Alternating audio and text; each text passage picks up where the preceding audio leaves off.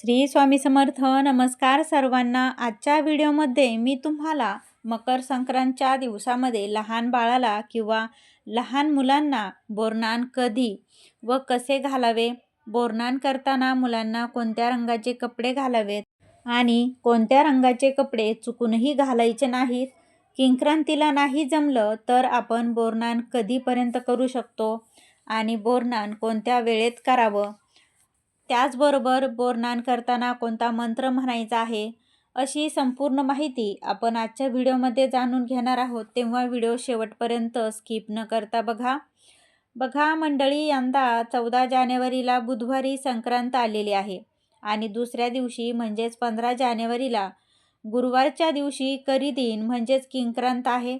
किंक्रांतीच्या दिवशी घरातील लहान मुलांना बोरनान घातले जाते. तसे तर बघा, संक्रांतीच्या दुसऱ्या दिवशीपासून म्हणजे किंक्रांतीपासून ते रथसप्तमीपर्यंत तुम्ही लहान मुलांना कधी पण बोरनान हे घालू शकता.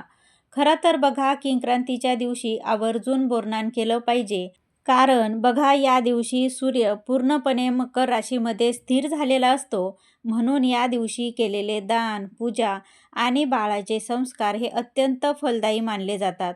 बघा, आज पण खेडेगावामध्ये म्हणजेच ग्रामीण भागामध्ये आजही किंक्रांतीला बोरनान, तिळगुळ वाटप तसंच बाळासाठी विशेष पूजाविधी ही परंपरा जपली जाते. तर बघा, शास्त्रानुसार मकर संक्रांती ही केवळ संकल्पाची वेळ आणि किंक्रांती ही सिद्धीची वेळ मानली जाते. म्हणूनच बघा, बाळाचे आरोग्य, बुद्धी, बाळाला दीर्घ आयुष्य मिळावे आणि वाईट शक्तीपासून बाळाचे संरक्षण व्हावे यासाठी किंक्रांतीला बोरनान करणे अतिशय विशेष आणि शुभ मानले जाते. पण ज्यांना जमणार नसेल त्यांनी बघा रथसप्तमीपर्यंत कधी पण बोरनान केलं तरी सुद्धा चालेल. आता बोरनान हे किती वर्षापर्यंतच्या मुलांचं करावं, तर बघा, आपल्या घरातील जन्मलेल्या बाळापासून ते 5 वर्षाच्या बाळापर्यंत आपण बोरनान हे करू शकतो. आता काही ठिकाणी फक्त 3 वर्ष बोरनान करण्याची पद्धत आहे. जसं तुमच्याकडे पद्धत असेल त्याप्रमाणे तुम्ही बोरनान हे करू शकता. आता बोरनान हे बघा, शिशुसंस्कार म्हणून बोरनान हे केलं जातं. बाळ जन्माला आल्यानंतर बाळाच्या पहिल्या संक्रांतीला सर्वसामान्यपणे बोरनान हे केले जाते. लहान मुलांना बदलत्या ऋतूची बाधा होऊ नये म्हणून या काळात उपलब्ध असलेल्या फळभाज्या जसे की बोरं, उसाचे तुकडे, गाजर, भुईमुगाच्या शेंगा, कच्चा हरभरा, तिळगुळाचे लाडू, रंगीबेरंगी गोळ्या, चॉकलेट्स, बिस्किटे, खारी अशा सर्व वस्तूंनी लहान मुलांना डोक्यावरून आंघोळ घातली जाते. यालाच आपण बोरनान घालणं म्हणजे बोरनान असं म्हणतो. आता मूल जन्माला आल्यानंतर येणाऱ्या पहिल्या संक्रांतीला लहान मुलांना बोरनान हे घातलं जातं. लहान मुलांच्या उत्तम आरोग्यासाठी बोरनान घालण्याची परंपरा आहे. असे म्हटले जाते की बघा, भारतीय संस्कृतीमध्ये सणावारासोबतच बदलत्या ऋतुचक्राचे आपल्या आरोग्यावर चुकीचे परिणाम होऊ नयेत म्हणून ही काळजी घेतली जाते. आता संक्रांतीनंतर वातावरणामध्ये हळूहळू बदल होत असतो आणि या वातावरणाशी त्यांचं शरीर सुदृढ बनत असतं. त्यामागचं हे शास्त्रीय कारण आहे. व्हिडिओमध्ये सुरुवातीला मी तुम्हाला जे काही कारण सांगितलं की आपण किंक्रांतीला का बोरनान करावं हे ज्योतिषशास्त्रानुसार सांगितलं. आता मी तुम्हाला हे शास्त्रीय कारणसुद्धा याचं सांगितलेलं आहे. तर त्यामुळे बघा, बोरनान हे अवश्य करावं. आता बोरनान हे कधी घालावे, तर बघा, बोरनान हे शक्यतो दुपारनंतर घालतात.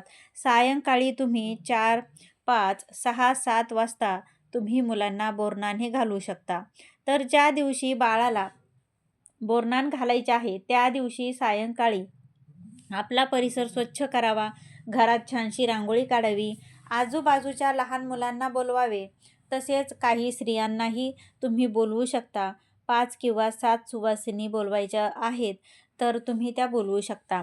आता आपल्या बाळाला औक्षण करण्यासाठी घरामध्ये मोठं अशी चटई, सतरंजी असं तुम्हाला अंथरायचं आहे आणि त्यावरती एखादा पाट किंवा चौरंग ठेवायचा आणि त्यावरती तुम्हाला उत्सव मूर्तीला म्हणजेच ज्या बाळाला बोरनान घालायचं आहे त्या बाळाला तुम्ही त्यावर बसवायचं आहे.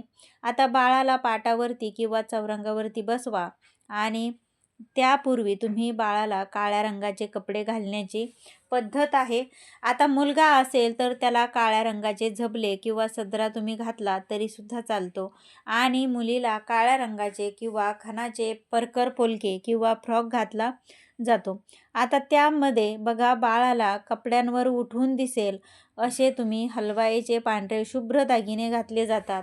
मुलांना बासरी, मुकुट, हार तर मुलींना माळ, पैंजण, बांगड्या असे हलवाईचे दागिने बाजारामध्ये सहज मिळतात. ते दागिने आपल्याला घालायचे आहेत. या शृंगारामुळे, या दागिन्यांमुळे बालमूर्ती अधिकच खुलून दिसत असते. म्हणजेच आपलं बाळ हे अधिकच खुलून दिसतं. आता आपल्या बाळाला पाटावर किंवा चौरंगावर बसवायचं आहे. पण जर बाळ अधिकच लहान असेल तर बघा बाळाच्या आईने त्याला मांडीवर घेऊन त्यानंतर बाळाला बोरन्हाण घातलं तरीसुद्धा चालतं.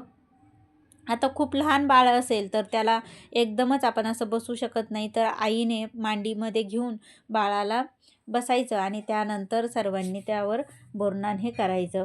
आता बोरन्हाण करताना बघा ज्या काही वस्तू आपण बाळाच्या डोक्यावरनं म्हणजे अंघोळ घालणार आहोत, म्हणजे त्यामध्ये चॉकलेट असतील, गाजराचे तुकडे, भुईमुगाच्या शेंगा, हरभऱ्याची घाटे, असं काही सर्व साहित्य जे असतं तर ते बघा ज्या बाकीचे जे लहान मुलं तुम्ही बोलवलेले आहेत तर त्यांना ते सामान वेचता यावं अशा पद्धतीने ते बोरन्हाण तुम्ही करायचं आहे. आता जे काही त्यांना ते खाली पडतं तर ते सहज वेचता येईल अशा पद्धतीने आपण ते करायचं. आता ज्या काही स्त्रिया जर तुम्ही बाळाला औक्षण करण्यासाठी बोलवलेल्या असतील तर त्यांनासुद्धा सांगायचं आहे आणि बोरन्हाणाची पण आपण आधीच तयारी करून ठेवायची आहे. आता बोरन्हाण म्हणजे काय तर बघा चिरमुरे, उसाचे तुकडे, गाजराचे तुकडे, भुईमुगाच्या शेंगा, बोरं, तिळगूळ, तिळाचे लाडू किंवा तिळाच्या रेवड्या, रंगीबेरंगी गोळ्या, बिस्किटे, हरभरा, चॉकलेट्स या सर्व गोष्टींचा समावेश या बोरन्हाणामध्ये केला जातो. या सर्व वस्तूंची जुळवाजुळव तुम्हाला आधीच करून ठेवायची आहे, म्हणजे तुमची ऐन वेळेस धावपळही होणार नाही. आता ज्या मुलाचं बोरन्हाण करायचं आहे त्या बाळाच्या डोक्यावरती तुम्हाला रुमाल किंवा टोपी ही ठेवायची आहे आणि त्यानंतर बोरन्हाण घालायचं आहे.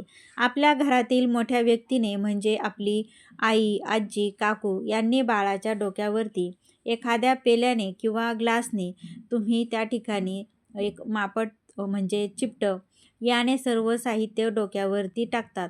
म्हणजे बघा एक छोटंसं माप असतं तर त्याने ते ओततात. आता हे सर्व साहित्य त्यामध्ये भरायचं आणि त्याने अंघोळही घालायची आहे. आता जर तुमच्या भागामध्ये अशी पद्धत आहे तर त्याप्रमाणे करा किंवा जसं तुमच्या भागामध्ये केलं जातं त्याप्रमाणे करा. आता ही सर्व माहिती झाली बोरन्हाणाविषयी.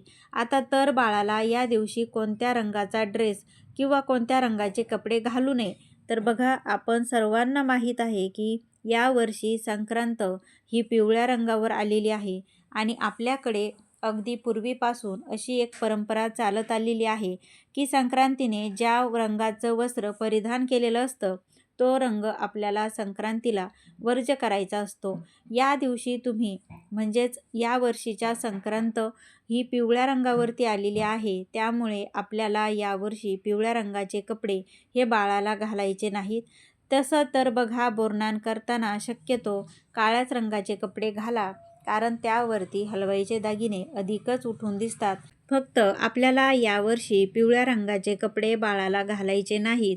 बाकी तुम्ही लाल, हिरवा, गुलाबी अशा गडद रंगांचे कपडे घातले तरीसुद्धा चालतात. आता पहा बाळावरती जेव्हा आपण बोरं टाकताना म्हणजे बोरं बोरं ये गणपती बाप्पा ये, नारायण नारायण ये, लक्ष्मी ये, सरस्वती ये, सकू सकू पाणी दे, तुपात लोणचं कालवून दे असं म्हणायचं असतं. त्यानंतर बाळावर फळं, बोरं, खोबरे आणि अन्य गोष्टी टाकताना इडापिडा टळो, बाळाचे आयुष्य वाढो असं आपल्याला म्हणायचं आहे. आता बाळाला आशीर्वाद देताना सुखी, समाधानी, यशस्वी हो, दीर्घ आयुष्य लाभो, आईबाबांचे नाव मोठे कर असं म्हणत हा बोरन्हाणाचा विधी आपल्याला पार पाडायचा असतो. आता आपल्या घरच्या रीतिरिवाजानुसार तुम्ही जर काही वेगळं ठरवलं असेल किंवा वेगळं केलं जात असेल तर आपापल्या चालीरीतीप्रमाणे तुम्ही ती पद्धत नक्कीच वापरू शकता. पण सहसा बोरनान करताना हा मंत्र किंवा असं म्हणायची पद्धत आहे आणि यामुळे आपल्या जो मंत्र म्हणत आपण बाळाला आशीर्वाद द्यावेत अशी यामागची भावना आहे. आता जशी तुमच्याकडे पद्धत आहे तर त्याप्रमाणे तुम्ही करू शकता.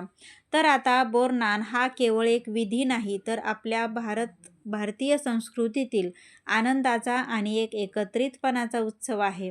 या समारंभातील मंत्र, फळं आणि खेळ यामागे मुलांचं उज्ज्वल भविष्यासाठी प्रार्थना असते आणि शुभेच्छा दडलेल्या असतात. आपल्या परंपरांचा असा समृद्ध वारसा पुढे घेऊन जाणं ही आपली जबाबदारी आहे. तर मंडळी, अशी ही बोरनानाविषयी संपूर्ण माहिती आपण आजच्या व्हिडिओमध्ये जाणून घेतली. तुम्हाला हा व्हिडिओ कसा वाटला हे मला कमेंटद्वारे नक्की कळवा. व्हिडिओ आवडला असेल तर व्हिडिओला लाईक करा, शेअर करा. चॅनलला तुम्ही सबस्क्राईब केलं नसेल तर चॅनललासुद्धा लगेचच सबस्क्राईब करून घ्या. भेटूया पुन्हा एका नवीन व्हिडिओसोबत. तोपर्यंत सर्वांना श्री स्वामी समर्थ. शेवटपर्यंत तुम्ही व्हिडिओ पाहिल्याबद्दल तुमचे मनापासून धन्यवाद.